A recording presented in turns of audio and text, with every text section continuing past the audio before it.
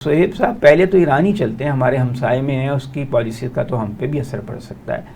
आप कैसे देखते हैं वहाँ के जो जीतने वाले उम्मीदवार हैं, मसूद पज़ीशकियान?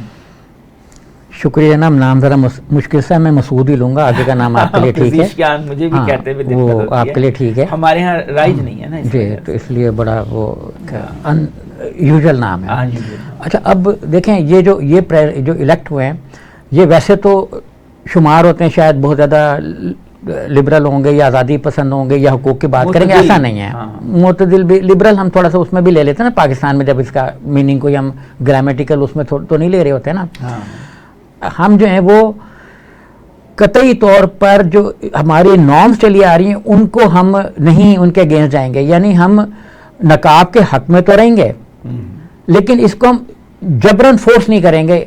और साथ ही उन्होंने ये भी कहा कि हम जो इस वक्त उनकी जो एक बॉडी बनी हुई है जो असल में फैसला करती है उसके अगेंस्ट नहीं जाएंगे, यानी हम उस बॉडी के अगेंस्ट नहीं जाएंगे। अब ये कंट्राडिक्शन है थोड़ी सी कि ये हाँ कि हम कितना मतलब उसमें से अपने लिए रास्ता बना सकेंगे, वो इनके लिए बड़ा मुश्किल होगा। मसलन इनसे जब सवाल हुआ था पिछली बार, इन्होंने कुछ रेजिस्टेंस शो की, कुछ मज़ाहमत के सवाल पूछे गवर्नमेंट से कि ये जो एक बच्ची की डेथ हो गई थी कस्टडी में महासा, तो उसकी डेथ की रीजनिंग क्या थी। लेकिन इन्होंने कहा कि मैं पूछ तो सकता हूँ लेकिन मेरे पास पावर कोई नहीं है कि मैं कुछ कर सकूँ या कुछ इस सिलसिले में कोई फोर्सफुली इसके इन्वेस्टिगेशन में कोई अपना रोल प्ले कर सकूँ, वो कुछ भी नहीं हुआ बहरहाल। तो ये एक तो ये कि न्यूक्लियर मसले पे इनकी अपनी ओपिनियन ये है कि हम जो डायलॉग हमारे ट्रंप के दौर में हुए थे वो कंटिन्यू करें और हम थोड़ा सा एक जो ईरान बिल्कुल बंद हुआ है इस खित्ते में उसको थोड़ी सी एक्सेस आउटर वर्ल्ड में मिले। लेकिन अगर सुप्रीम काउंसिल नहीं इनको इजाज़त देगी तो ये करेंगे नहीं, क्योंकि इन्होंने ये वादे तौर पर कहा कि मैं जो हमारी बॉडी है सुप्रीम उसके अगेंस्ट नहीं जाऊंगा मैं, जैसे सुप्रीम लीडर खामनाई है। हाँ, इसके वो बार बार कह रहे हैं, फाइनल तो वही है जी वही है, तो वो बार बार कह रहे हैं कि हम इसके अगेंस्ट नहीं जाएंगे। तो अब बॉडी ने तो ये फैसला किया हुआ है कि हमने अपनी टर्म्स एंड कंडीशंस में मुज़ाकरात करने, जिसके साथ भी करने। तो मतलब ये कि इनके मुज़ाकरात के दरवाजे मेरे हिसाब से तो बंद है, ये आउटर वर्ल्ड में नहीं कोई चेंज ला सकेंगे जिनकी फॉरेन पॉलिसी उसमें। अच्छा हाँ, पुलिस को ये करेंगे थोड़ा सा, लेकिन आया कि जिस फोर्स ने नकाब के लिए या और मामलात में अपना इन्फोर्स किया लॉ को, क्या वो इनके कंट्रोल में हैं? क्योंकि उनके लिए ईरान में कुछ ऐसा ना कि अलग से बॉडीज बनी हुई हैं जो अलग से तंजीमों को कंट्रोल कर रही हैं। अच्छा, पासदाराना इनकलाब है, उनका कंट्रोल किसके पास है? इनके पास तो नहीं होगा। अच्छा, ये अब एकदम एक सिस्टम में ऐसे जाके फिट होंगे जो बहुत ज़्यादा हार्ड लाइनर है। सिस्टम इस पर जो बना हुआ है वो तो हार्ड लाइनर है ना, जैसे इब्राहिम रईसी साहब थे वो काफ़ी हार्ड लाइनर थे और उनके डेथ के फ़ौरन बाद जो अब इनकी उसमें मुदाखलत शुरू होगी और इनके इख्तियार। तो मेरा नहीं ख्याल कि ये हार्ड लाइनर्स के बीच में अपनी कोई ऐसी कैबिनेट फ्रेम कर सकें जो पूरे दुनिया को एक नए परसेप्शन से देखना शुरू करें। लेकिन एक बात है ना सोहेब साहब के ईरान के लोगों ने अगर इनको 40% की बजाय 50% लोगों ने वोट डाला, वो कोई रोशनी की किरण देख रहे हैं कि कुछ स्पेस हमारे ज़्यादा मिल सकती है इनकी वजह से, यानी 100% नहीं तो कोई 10%, 20% जो उनकी सिविल सोसाइटी है, जो वहाँ के एजुकेटेड क्लास है, जो उल्मा को, क़दामत पसंद उल्मा को पसंद नहीं करती, उनको लग रहा है कि हम इसमें कोई रास्ता निकाल लेंगे अपने लिए। देखिए, ईरान तो बड़ा एक चेंज मुल्क होता था 1967 के दौर में, शाहरान के दौर में तो बड़ा एक मुस्लिम मुल्क होता था। अफगानिस्तान भी बड़ा मुस्लिम मुल्क होता था से पहले, बड़ा मतलब एक डिफरेंट मुल्क होता था। जब 67 में वो आया उसके बाद से तो वो, और जब ये इमाम खुमैनी साहब की वापसी फ्रांस से, तो इससे पहले ईरान बड़ा एक डिफरेंट मुल्क था, हाँ, बहुत ज़्यादा था। अच्छा, तो वहाँ पे ये सोच कहीं ना कहीं पाई जाती है जो दबी हुई है। अच्छा, इन्होंने पाबंदियों को कुछ इतना इन्फोर्स कर दिया है कि अब वो ऊपर देखा ना, जब प्रेशर कुकर होता है तो उसके ऊपर भी सीटी बज रही होती है, वहाँ पे ये सीटी नहीं बज रही। तो या तो ये वो सीटी को खोल दें। अच्छा, इसके लिए इनके पास कितनी पावर्स होंगी? ये घिरे हुए होंगे अपने एक निज़ाम में, जो मेरा अंदाजा है कि ये भी जब अपनी कैबिनेट फ्रेम करेंगे या लोगों को लाएंगे तो उससे हमें पता लगेगा कि कितने के इंडिपेंडेंट है। तो मेरा नहीं ख्याल कि ये आउटर वर्ल्ड में, यानी इनकी खारजा पॉलिसी कोई ऐसी होगी कि उसको मेजर चेंज ला सकें, और इनकी कोई इंटरनल पॉलिसी में एक पोस्टर जाएगा कि स्टेट का जो एक स्ट्रक्चर है उसमें थोड़ा सा लीनियंट हो जाना है। देखें, एक पावर होती है, एक पावर के मिस यूज़ और एक्सेस यूज़ हो जाता है, शायद वो कम हो जाए कि जो पावर का एक कोई इदारा अपने तौर पे ताकत का इस्तेमाल कर रहा है उसमें कमी आने का इम्कान है। अब ये ना कि हसन रूहानी और मोहम्मद ख़ातमी दो साबिक सदर भी इनके सपोर्टर थे, और जवाद ज़रीफ़ जो वज़ीर ख़ारजा जिन्होंने न्यूक्लियर माहिदा उसके दौर में, ओबामा के दौर में साइन किया। तो एक तरह से इनको मॉरल सपोर्ट तो है एक बड़े धड़े की, लेकिन आपका कहना ये है कि इंतज़ामी जो ढांचा है वो बहुत हार्ड लाइनर्स पे मुश्तमिल है और इनके लिए अपनी जगह बनाना मुश्किल हो सकता है, क्योंकि हार्ड लाइनर काफ़ी अच्छे से हर सिस्टम में अपना इन्फ्लुएंस कर गए हैं ना, वरना महासा की डेथ ना होती और इतनी फोर्सफुली ये चीज़ें एनफोर्स ना होती।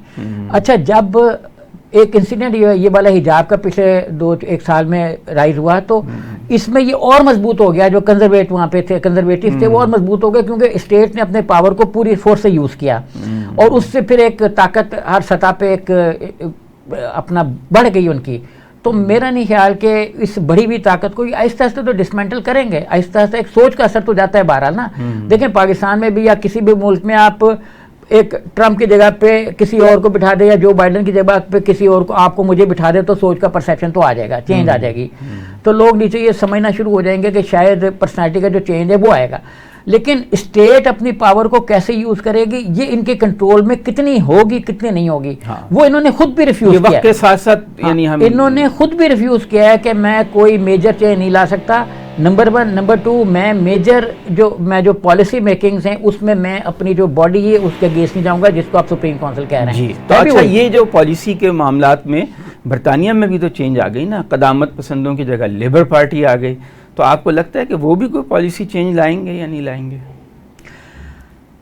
देखिए, एक तो आप मुबारकबाद दें कि वहाँ पाकिस्तानी निजात शबाना जो है वहाँ पे आज़म नज़ीर तारड़ की काउंटर पार्ट बन गई हैं। अच्छा, ये शबाना रोज़ मेहनत जो कहते हैं वो ये वाली शबाना नहीं, ये वो एक खातून है जो पाकिस्तानी निजात हैं। अच्छा, वहाँ पे अभी मेंबर पार्लियामेंट हमारे यहाँ कहते हैं ना शबाना रोज़ मेहनत, और वो वहाँ पे मेंबर इलेक्ट होगी। उनको उन्होंने अपना 5 जुलाई को नॉमिनेट कर दिया जस्टिस मिनिस्टर के ओहदे पे। अच्छा, तो वो वहाँ बैठ के इंसाफ करेंगी, तो हमें मुबारकबाद उन्हें देना चाहिए। हमारा बहुत मुबारक हो शबाना आपको, उनको उनका मतलब राइट भी बनता है।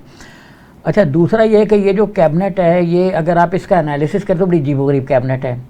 इसमें 25 जो उन्होंने नॉमिनेटेड इस वक्त कैबिनेट मेंबर्स हैं, उसमें से 11 खवातीन हैं। अच्छा, और 2 तो जेंडर इक्वालिटी की तरफ जा रहे हैं जी। और सेकंड, मतलब इवन जो डिप्टी प्राइम मिनिस्टर उन्होंने नॉमिनेट किया है, वो 16 साल की उम्र में प्रेग्नेंट हो गई थी और स्कूल या एजुकेशन वो छोड़ दी थी। बाद में उन्होंने ग्रेजुएशन वगैरह की, लेकिन ये दोनों जो मेन खवातीन हैं वो इसी तरह से हैं कि दूसरी ने भी एजुकेशन छोड़ दी थी, लेकिन फिर उन्होंने बाद में की, तो और एक ट्रेड यूनियन की तरफ आ गए फिर ये वो।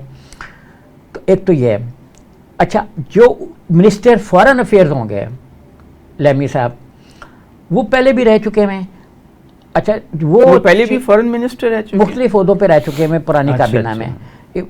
अच्छा, वो ये कह चुके हैं कि 6 अक्टूबर तक तो वो सख्त खिलाफ थे और इसके पॉलिसीज़ के, और इवन जो मैनिफेस्टो उन्होंने पहले डिक्लेयर किया हुआ था उसमें 2 स्टेट सॉल्यूशन था।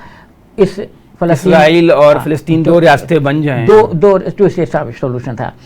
अच्छा, अब नहीं पता कि इनका लेटेस्ट पोजीशन क्या है। अब ये है कि जब इनके साथ मीटिंग हुई तो इन्होंने, एक तो जो उनके प्राइम मिनिस्टर हैं उन्होंने भी कहा और इन्होंने भी कहा कि हमें बड़ा दुख है कि हमने 2015-16 में नॉमिनेट किया जेरेमी कॉर्बन को बतौर वो, और वो एंटी सेमिटिज्म थे और हमें इसका अफसोस है। और फिर अभी लेमी साहब ने, एंटी सेमेटिक से कहते हैं जो इसराइल की मुखालफत, इसराइल ये जो इंतहा पसंदी करी, इसको भी तो मुखालफत को वो कह रहे हैं ना।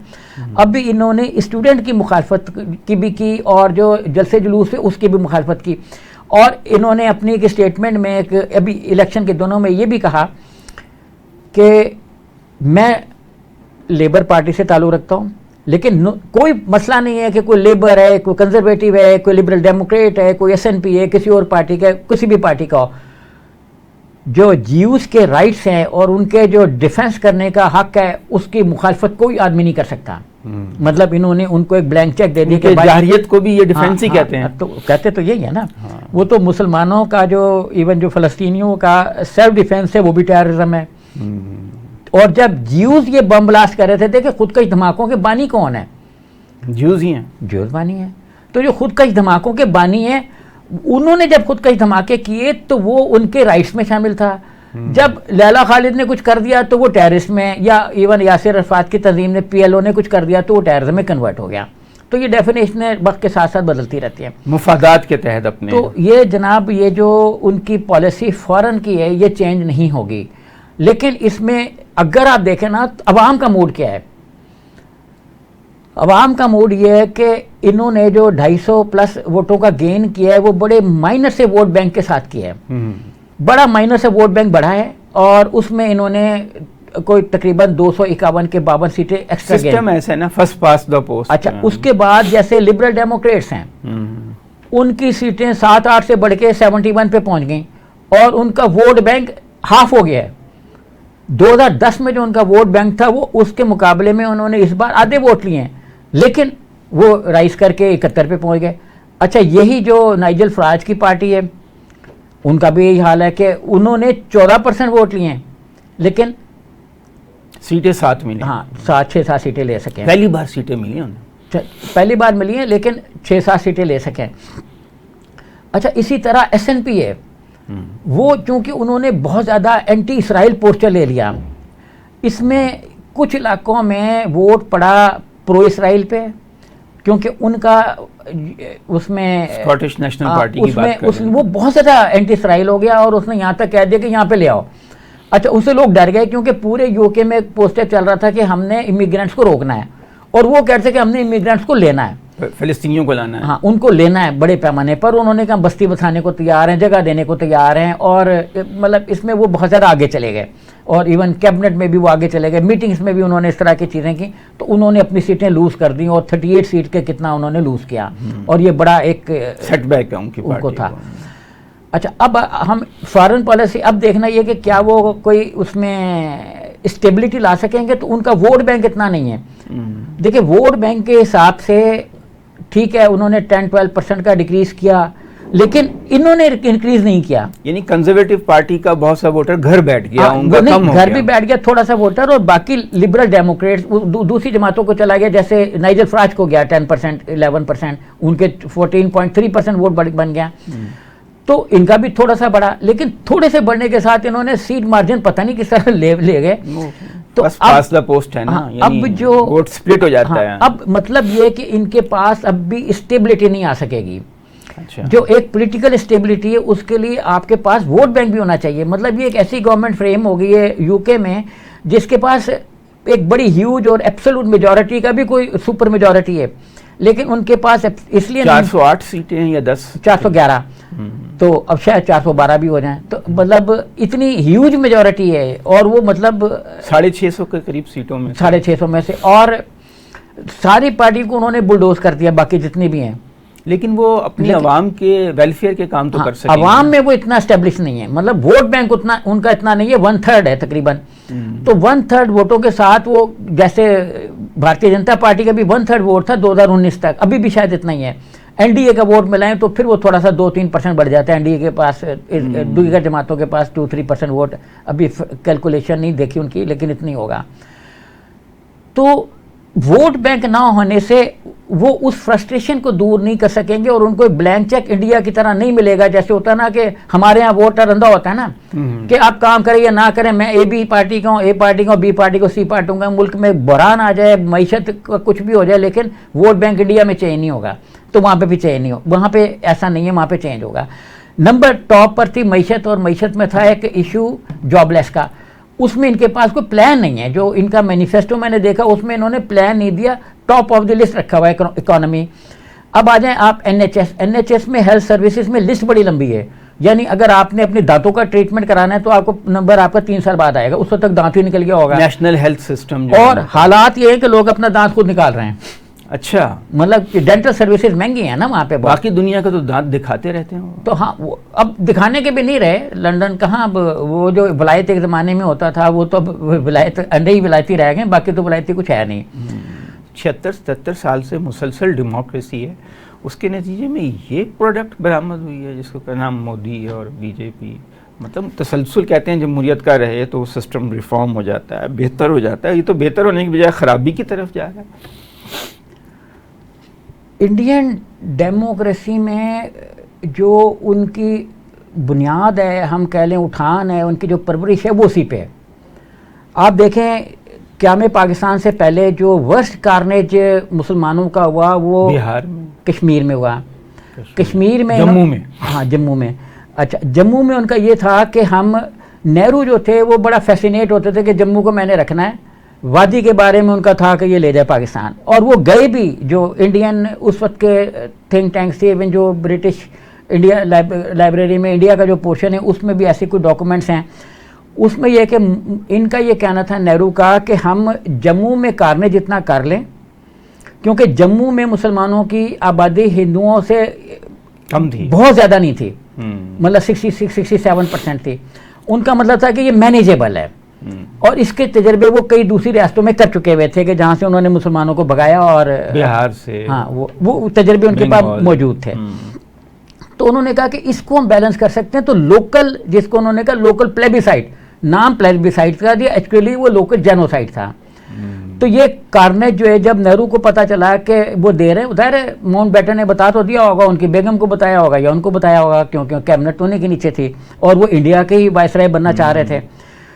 तो कोई तकरीबन, जो टाइम मैगजीन है उसके मुताबिक 2 लाख, स्पेक्टेटर के मुताबिक 270, तो ये सारे इनके नुमाइंदे और स्पेक्टेटर के एडिटर जो आए वो उस वक्त इंडिया में मौजूद थे पार्टीशन की कवरेज के लिए। तो उन्होंने अपने अखबारात को, जराइद को ये चीज़ भेजी, और टाइम ने 10 अगस्त को या 10 सितंबर को या अगस्त को उन्होंने ये बाकायदा इस पर छापा भी। तो ये बड़ा वर्ष कार्नेज का तजर्बा वो कर चुके हुए थे।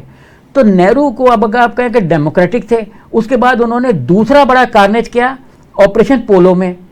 जब वो गए कि उन्होंने कहा कि ये जो हैदराबाद दक्कन है, ये क्यों एक इंडिपेंडेंट स्टेट बन के इंडिया के अंदर बैठे हुए, तो उन्होंने उनका सोशल बाइकआउट किया, खाना पीना बंद किया। तो ये कहाँ की डेमोक्रेसी थी?